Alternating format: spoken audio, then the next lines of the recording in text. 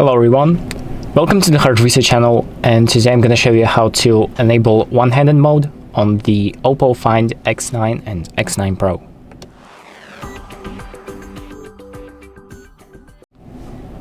So to enable one-handed mode, which is a mode that allows you to use your phone with one hand more easier, for example, if you can reach the top with only your one hand, if you want to enable that, what we're going to do first is open up the settings, and then we're going to scroll down to accessibility and convenience, then scroll down again to one-handed mode and enable this option right here.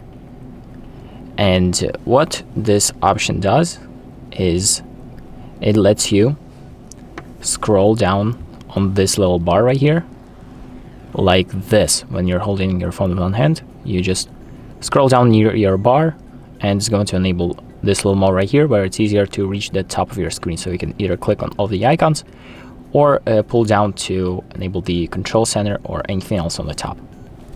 But do keep in mind that you need to enable the navigation gestures, and to do that, what we're going to do is just search up navigation gestures, because that's it's a lot easier to access this way.